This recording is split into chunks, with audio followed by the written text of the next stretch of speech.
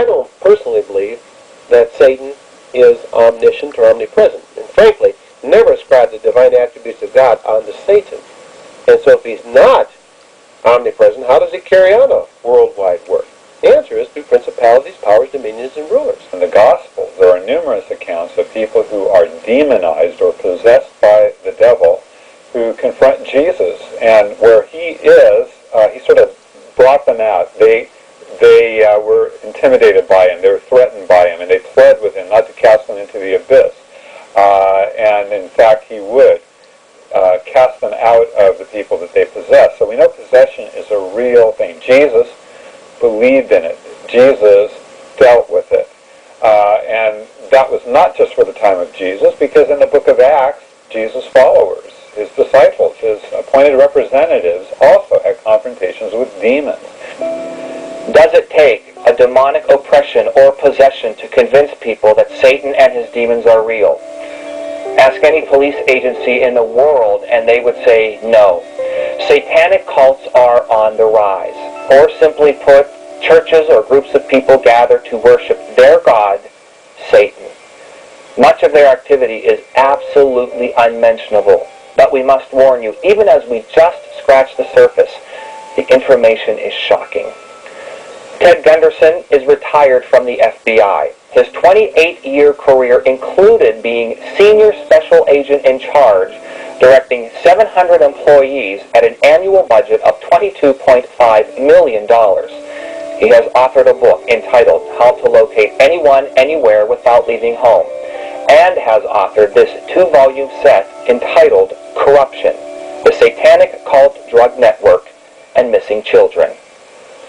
I've been involved in investigating this element in our society for some 15 years, since 1980 as a matter of fact, and I have had hundreds of people come forward across the country with the same basic story without even knowing each other. And these people are reputable, they're credible. I've also discussed this with police officers who've been to the scene of the crime. I've talked to journalists who are investigating these matters. I've talked to other individuals who are highly respectable who agree with me. And the documentation is out there, there's no question about it. They would say that there is, yes, they believe that there is a Satan, of course. Lucifer, they talk about Lucifer on a regular basis, absolutely. I'm documenting the individual activities of this element in our society, of the Satanists. For example, I have a number of people who are adult survivors. An adult survivor is somebody who's born into the satanic movement. Their grandfathers, grandmothers, and so forth were active in it, and they decided they wanted to get out. They don't like it, for some reason or other. One little girl told me that her mother forced her to go to Sunday school when she was a little girl. Her mother was a Satanist, and the only peace that she had, and through her childhood, because of all the nefarious activities she was exposed to, was when the Sunday school teacher talked to her about Jesus, and she saw a picture of Jesus on the wall, and she decided that Jesus was her friend. This girl today is on the run. I've got her in hiding here in Southern California, and her father, according to her father's involved, her mother's involved in satanic activity. She came to me about 3 years ago and said, what do? I want to get out. They're going to kill me. I'm afraid they're going to kill me. I said, go underground. She's underground right today. So far, everyone we've talked to has seen demons through other human lives. But what about the stories where people see demons in their true original form? Liz manages an apartment building. A demon presence there affected not only one of her tenants, but her 3-year-old son.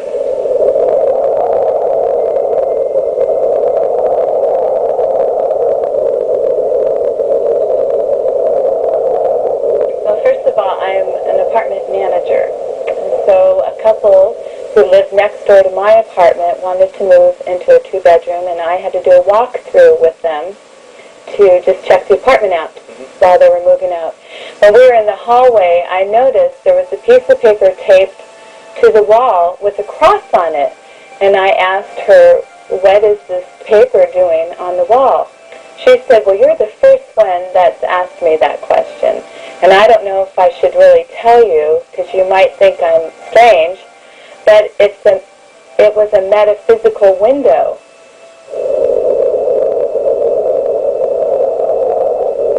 I said, oh, that's interesting. So I took the piece of paper down, and I noticed that in that one spot in the whole hallway, in the whole apartment, the paint had peeled off. There was an actual hole within the paint. There were no paint chips. Nobody ever found any paint chips on anything. It's just this circle that was impressed into the paint. And it was obvious. I said, why don't you tell me, Patty, what happened? She said that when she first moved in there, she would hear strange things and see dark figures moving around.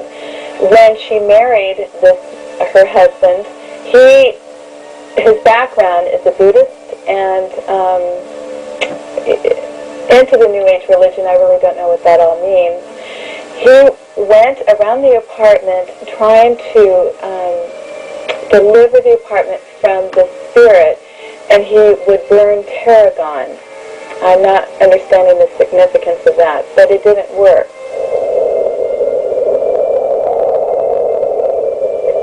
There were times when they would see a dark figure going past their dining room window, and their cat would scream at it and would just cling right onto the window. The cat did.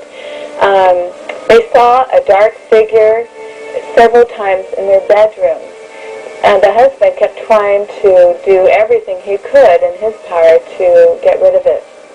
This one particular night, they were in bed, and this dark figure, they described it as having a hood, but it appeared to be a man, but in black clothing.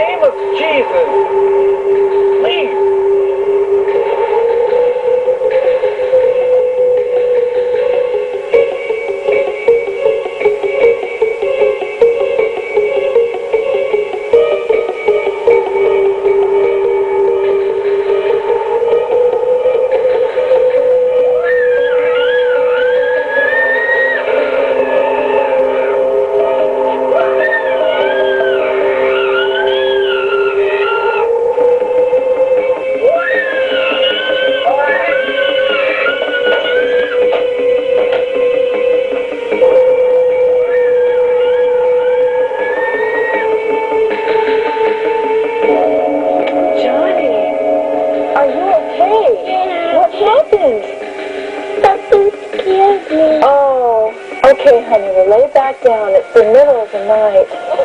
Nothing's wrong. There's nothing in the room. Just try to go back to sleep, okay? Okay. Good night.